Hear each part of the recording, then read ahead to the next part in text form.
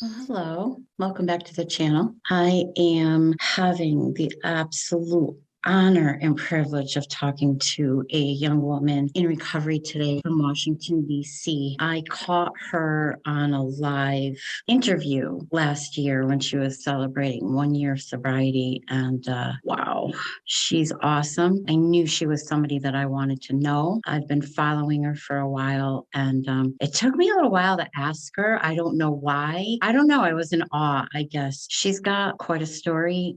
Just another great example of we do recover. Recovery is possible. As long as we stick together, anything is possible. I can't wait to talk to her. So I'm going to wait for her to come in and we'll chat with Hayley. It is lovely, beautiful to see you. I can't even tell you how much I appreciate this. And I was just saying in the little intro that I was a little nervous about asking you to do it. And I'm going to tell you why. I was brought up old school in a 12-step program that you really shouldn't ask anybody to come on that has less than a year. And then you had gotten your year. And then I'm like, should I do it? Let me give her some time. And it's all me. It's all me thinking, Yeah. overthinking. And I said, you know what? I'm going to ask her because when the time is right, we'll get to do it. And so Yeah. here we are.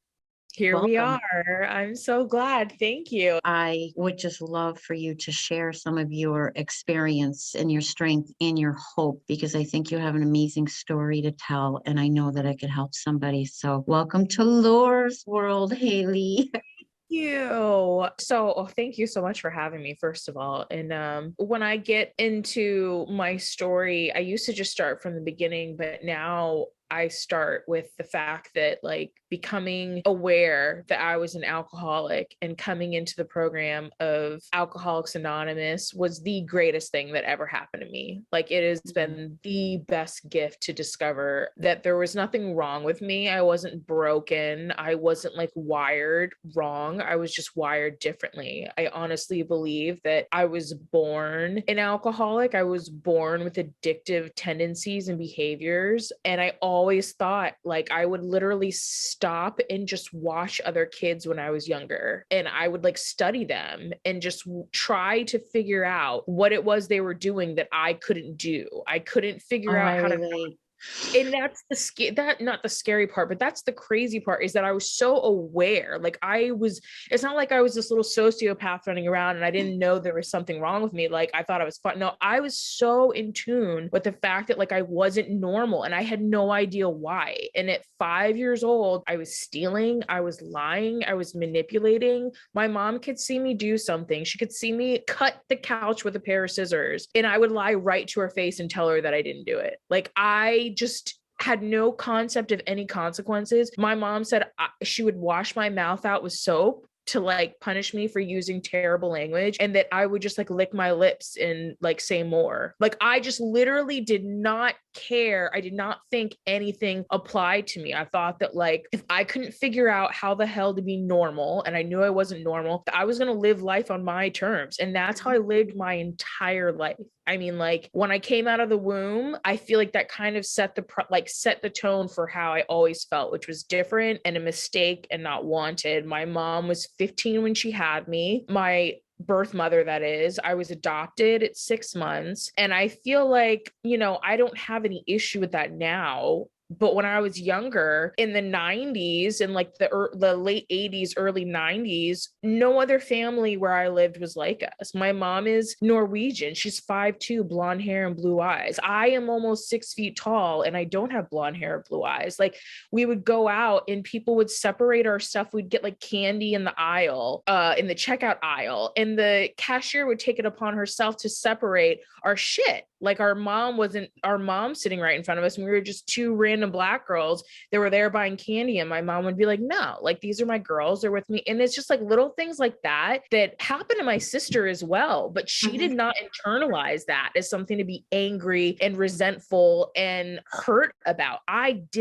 felt everything so profoundly from such a young age. I had so many questions. Why this? Why that? I could not get into this military mentality because my my parents are both military, of you just show up, you shut up, you do what you need to do, and you keep it moving. I always had to make things so difficult. Like my parents could not stand how I just couldn't get with the program. And like, I thought it was fun. I thought it was hilarious to make their lives miserable. I was like, well, if my life is going to be so difficult, I'm going to make everyone else's. Yeah. I'm going to make everyone suffer with me. And that's exactly what I did. And I can't even explain why I thought this was okay. Like, I honestly thought as I was growing up that like the way I was living and the way I was acting made me like special. I didn't have anything else that I liked that made me different. Everything that made me different, I hated and resented and was so hurtful to think about. Being adopted, having a dad that was eventually not present because they got divorced so early, and my mom was so overwhelmed. She had her own trauma and her own mental health things that she has to deal with, and she just could not deal with a kid like me. I was a burden, and I knew that I was. And I spent a long time trying to be good and trying to just mirror everything my sister did and fly under the radar. And I absolutely could not do it. Every time I tried my hardest, it would turn into a nightmare. And I just embraced the bad, and I became like the bad kid. And my mom was like, look, to my dad, it's your turn. You got to take her. I can't deal with her. I went to live with my dad. And I mean, I had no supervision in his home because he worked all the time. He just had married a new woman, and he didn't really he had his own family. They were trying to start their own family, have their own kid. And here I come in. My stepmom absolutely hated me. She resented the fact that I was from his previous marriage. She hated the fact that my mother was white. She had a huge complex with me being biracial. She was a very proud, very attractive, very educated Black woman, and she wanted that legacy to be their family. She did not like the fact that I was half white. She did not like that I had a few extra pounds. She told me all the time that I was just like wasting my looks by eating all the time and by not caring what I looked like and not taking care of myself. Which she didn't know or care to know is that like I was at a pivotal time in my development where like my body was changing, my hair and everything else was changing, and my mom didn't have time to teach me any of that stuff. And she was Norwegian. She didn't know how to work with my ethnic hair. So instead of helping me and being like, hey, let me help you with your hair, hey, let me show you how I dealt with this, she just told me there was everything wrong with me. And I internalized all of that. And I'm sorry. No, please don't be sorry. I'm sitting here going, why wouldn't you internalize that? I'm sorry, honey. It's okay. I'm sorry. I always feel like I'm so over things until I start talking about them. But this is part of that process, right? And yeah. I just remember when I was younger feeling like there was nothing I could ever do that was good enough. Yeah, I was never going to be accepted, and I was never going to feel okay. And I was never going to be good enough for anyone. I wasn't going to be good enough for my mom because I wouldn't stop being a hellion. I was never going to be good enough for my dad because he didn't want to stick around. He knew my mom had her own issues, and he didn't care that he left us with her to deal with that. My stepmom made my life hell and made me feel like shit. And I remember just feeling ugly and gross and hated myself at like 12 years old. And I'm not even kidding. When I discovered alcohol, it was just one random day. There was nothing special about this day, but there was a bottle of Stoli vodka in my dad's freezer. He wasn't home. My stepmom wasn't home. And when I put that bottle to my lips and I took my first sip, when I say like the second it hit my system, I mean the second it hit my system, I was like, oh my God, this is it. Wow. I just felt everything, all the anxiety, all the self-loathing and hatred, all the feeling different and not good enough and fat and ugly and not white enough, not Black enough, not smart enough, not pretty enough. Like everything went away. And I was like, I'm in love. I fell in absolute love. And I mean, I got ridiculously sick. I got so sick and my parents were so pissed and I didn't care. I could not wait to do it again. I could not wait until the opportunity to do it again. And Were you 12 when this happened? No, so this was around when I was closer to I think I was 14 or 15. Okay. And when I was younger, my parents had like parties and stuff. And even when I was younger, I always snuck like little sips here and there. I mean, like I was just the bad. I wanted what I knew I wasn't supposed to do or have. Like, of course. And I never felt any effects, of course, because I didn't have any, but I knew there was something about this liquor business that made me happy. And I wanted to take that action. It was going to be a lifelong love affair. You knew. Yes. Yes. So that was when I was like 15. And I can't even tell you, Lori, when I say that I spent the second I discovered alcohol, all the not having any friends because I didn't know how to fit in, guess what? Once you start like partying and becoming the party girl and you have the dad with the house that has no supervision, you all of a sudden have friends. People wanted to hang out with me. Boys wanted to be my friend. Boys wanted to come over. Boys were now paying attention to me because now I was that chick that did not care. And I mean, like I had no rules. And once I discovered alcohol and I started like partying when I was like 15 or 16, I lived my entire high school career like that. Like I was not someone who was able to like binge drink and make it to their SATs or make it to their driver's test. No, like I skipped school every single day. I got kicked out of 2 high schools. I eventually dropped out and got my GED because along with my lifestyle came, a pretty traumatic sexual assault that just like made me internalize and shut down even more. I spent my entire like late teens to early 20s working in bars where I was making like hand over fist cash. And all I did was drugs and drink. And that is how I lived my entire adolescence when I discovered this feeling that made everything go away. And I was just like a whirlwind of destruction, like a whirlwind of destruction. My dad, I made him pay so severely for all the time he was not in my life. I was angry at him. I was angry at him for leaving me with my mom. I was angry at him for letting his new wife treat me the way she did. I was an angry tornado of destruction and I made everyone's life miserable around me. And then when I got into my early 20s, I kind of looked around and I realized my life was kind of like a mess. My sister went off to the military. She was now in Germany and she was like starting a family of her own. And I was like, I don't think I want to be a huge piece of shit and a waste of space for the rest of my life. Like I feel like I want to do something. So I went to school, I went to community college and I was doing really well. And I was like, oh my God, I'm like kind of smart. I never knew I was smart and could do school because I literally never gave myself the chance. Like I did not do anything in high school. I skated by. I did not do any sports. I did not have any life whatsoever that wasn't like selling drugs, doing drugs, drinking and partying. People are like, are you sure? Like every one of my neighbors was getting accepted into like in Georgetown law and going to like Stanford. Like my dad lives in a very affluent area. And like, I was just that kid that like nobody's parents wanted their kids to hang out with. Like I was you were that. Yeah, you were that girl. I was that girl. People are like, really? Because I guess now I'm a mom and I'm a little more like put together, but like, yeah, I was a hot freaking mess. So I realized that I was like actually pretty smart and I started like realizing that I wanted to pursue my education and I got a job in administration and I was like, oh man, like I can do this adulting thing. I'm doing good.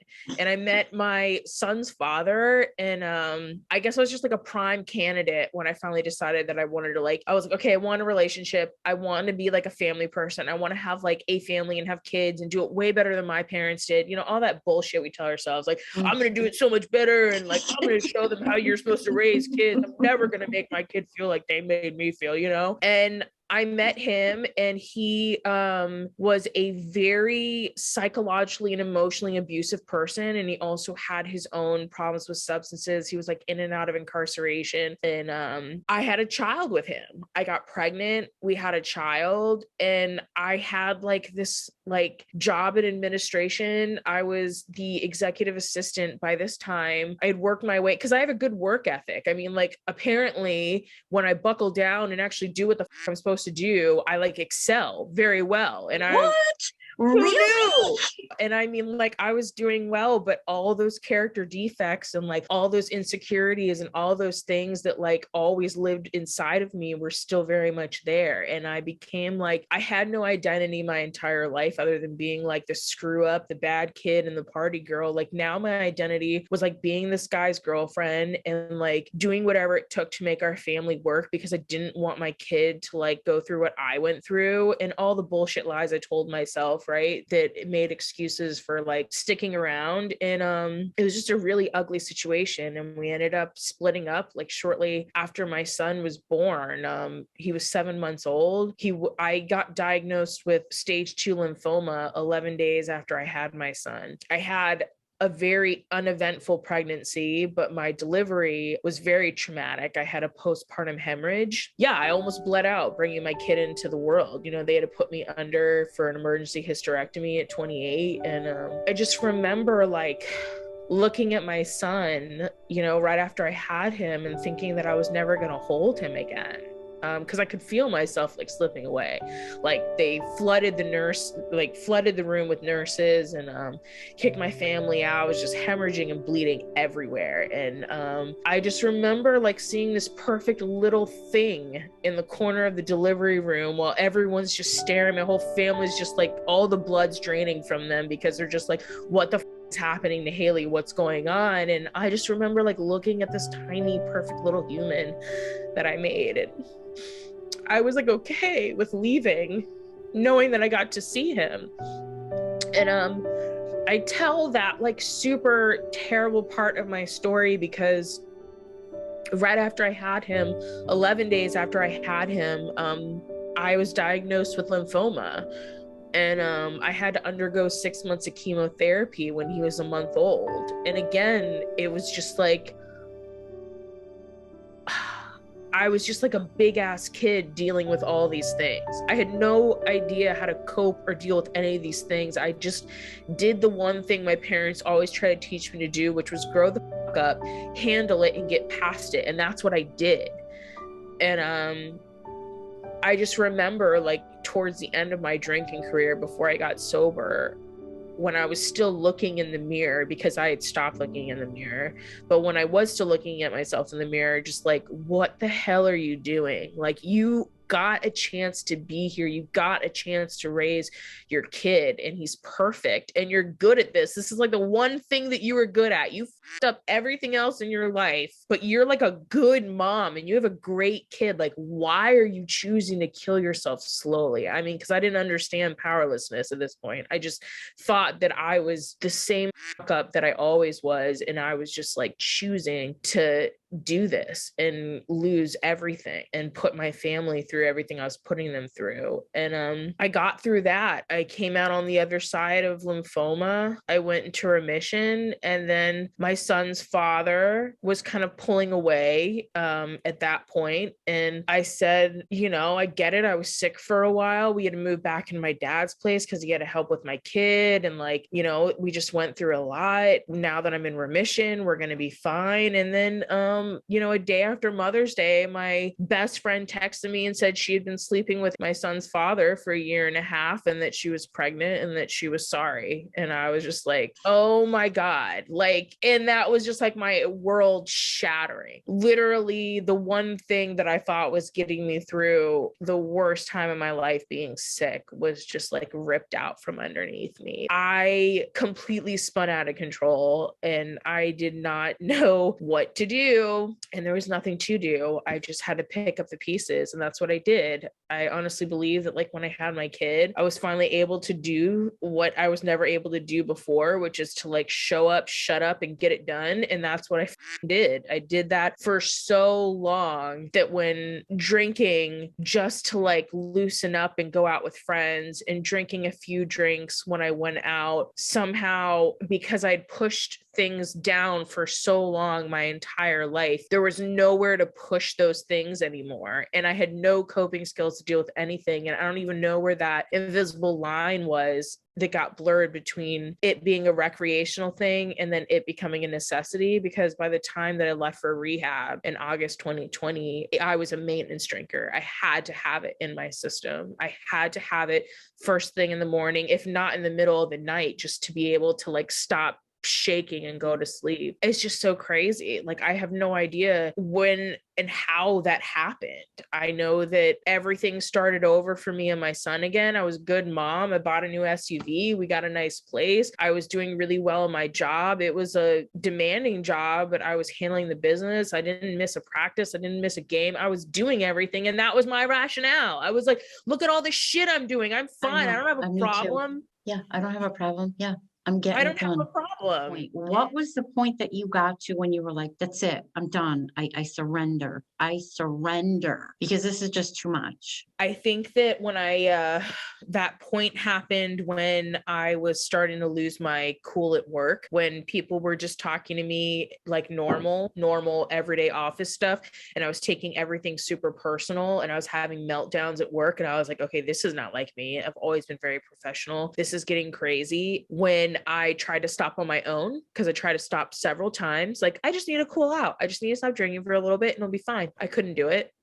And the last time I tried to quit, I called my dad and told him that there was an African man yelling at me in my bedroom because I was hallucinating. And I'm still getting up at 6 o'clock in the morning and going into a boardroom with a CEO and 5 executives every day. Like there was no way this could be happening to me. There was no way that I could have the insanity of a disease of alcoholism because I'm still doing everything that I normally do. So it did not hit me until I was actually in detox. My surrender was in a shower with like 2 other girls in there in detox because it was so packed. We had to and I was pretty close with like the girls. I mean, I make friends with everyone. I don't really have too many enemies. And I was in the shower and I was thinking about this timeline exercise they made us do in groups. And I was thinking about every time I put a mood or mind altering substance in my body and how I had no pause button and how I didn't understand all this information I was getting because I kept comparing myself out. I was like, I'm not like you. I'm not turning tricks and slamming dope. Like you are an addict and an alcoholic. I'm not. And it was not penetrating my brain until I was sitting in the shower and this girl was like flat ironing her hair. And I was just like, Alex, I'm an addict and I'm an alcoholic. And she's like, well, duh. And I was like, no, like I have never been able to just stop. I've never been normal. Like everything I'm hearing in these groups, like is me. And like, I don't understand how I didn't understand until now. And I just broke down. And like, that was, I think, my surrender when I finally stopped, because the next day I got up, went to group, and I was listening to be treated for alcoholism. I was listening to be treated to learn what abstinence was, because I had no concept of that that didn't even occur to me like ever. And I never thought that I would even if you had told me 16 months ago that I'd be sponsoring other women and that I'd be in this program and I'd be doing my maintenance every single day to stay sober, if I'd be waking up and opening my eyes every morning and reminding myself that I'm an alcoholic, I would think you were absolutely freaking insane. I never thought that this is where I'd be, and I'm so grateful that it is where I am. I finally understand that this was what was wrong. My character defects and how I felt my entire life, and just constantly wanting to get outside of myself, and then finding that ease and comfort that finally came with alcohol did not make me a bad or broken person. It made me a sick person. And like now I have the tools to deal with all the shit that I never knew how to deal with. The things that we learn in recovery, the healing that we do, it all just makes sense that we had to go through the things that we went through to get where we are. Yeah. I just remember plugging into Instagram one day and I saw you and you were celebrating your 1 year. And I was just like, holy shit. And let me tell you something. And this is why I say this, like, I know you were brought up the same way I was into the AA, the old school stuff, but I knew just from listening to you. I think because now I'm even understanding it more. I'm like, wow, this girl got it. I think that you knew from a very young age that there was something. You couldn't put your finger on it. You couldn't understand it, but you were accepting it as this is just the way my life is. And oh, well, but I just admired the way that you were coming out. And I love your name on Instagram, Recovery Baddie. Yeah. But I love it because you are doing your recovery the same way that you were chasing your drinks and your drugs. We're all or nothing, aren't we? Yeah. We're an all or nothing kind of group. There's no excuses. I don't see any excuses coming from you when I hear you, and that's what I love. And I also love the fact that you're very supportive of other women, other people in the program, and that you have got so much empathy. It's easy to gravitate toward that.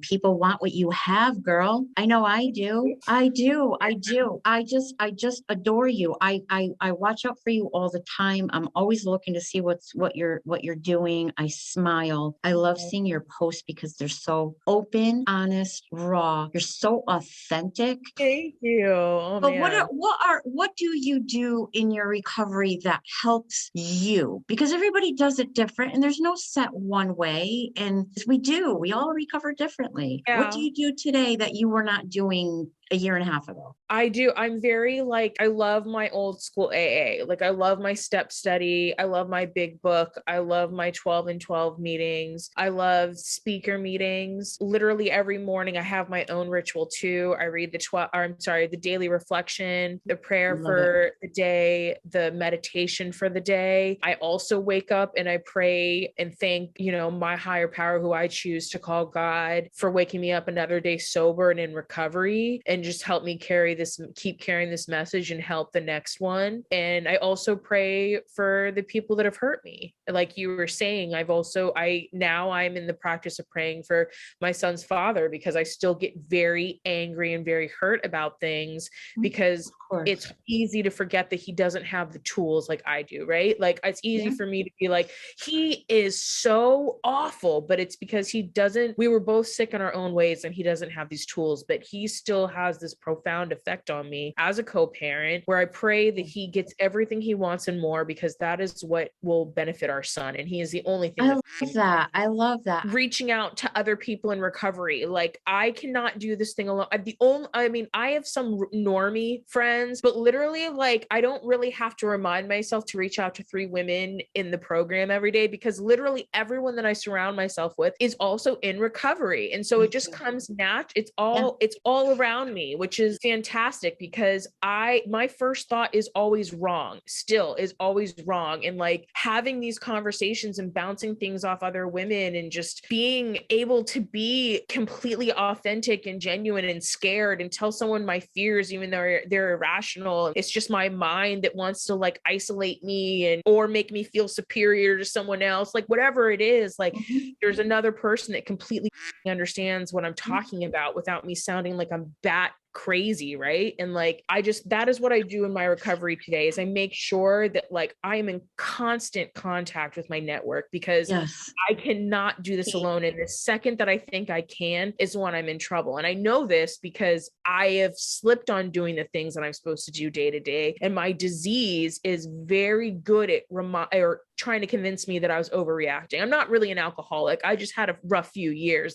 I literally get those thoughts all the time. I know. It's the angel and the devil on your shoulder. Honest to God. To God. When COVID hit and all the meetings shut down, I was like, all right, well, I've got 10 years, so I'm good now. I'm good. Right. I need to go to meetings. I remember hearing I watched your interview with Marty, and I heard that you guys both related in that sense. And I imagine like what would happen if I just decided that like I was good, because if I don't work, I don't mean just not drinking and going to meetings. Like if I don't work my program and use these steps and these principles every day of my life is completely unmanageable. I do not know how to be honest with people. I do not know how to not project my fears and insecurities and these crazy scenarios and make up in my own head into every relationship I have. If I do not stay grounded in my program, like, and work this thing every day, my life is completely unmanageable. I can't deal. It does get easier. Yeah. It becomes second nature because we're unlearning all of those other things. And because we've done those every single day. I lived in chaos. I lived for chaos. Yeah. Now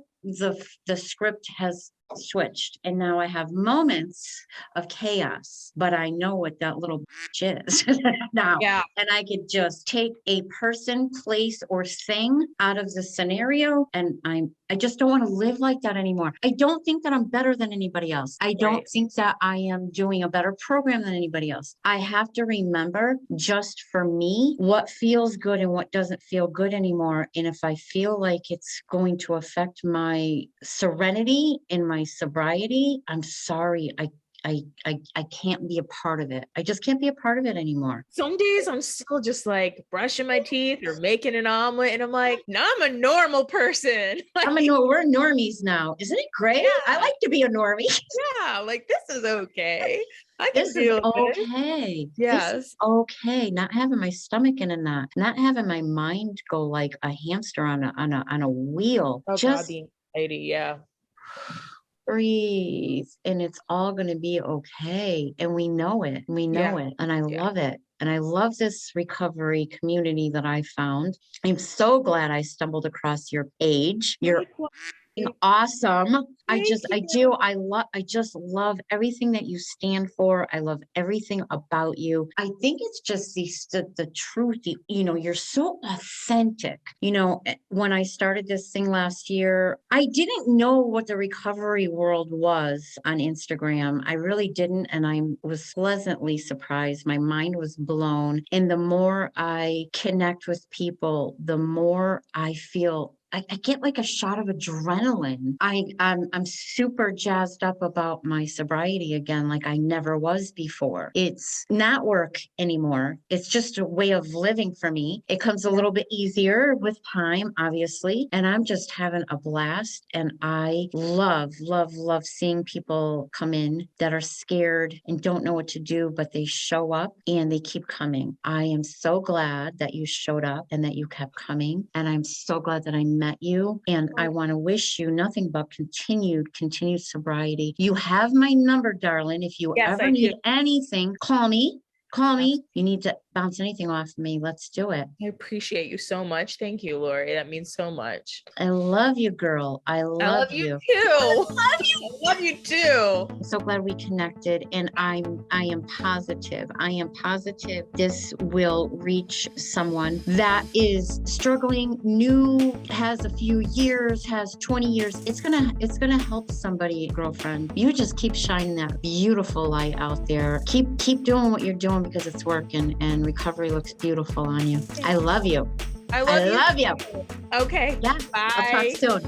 Bye now.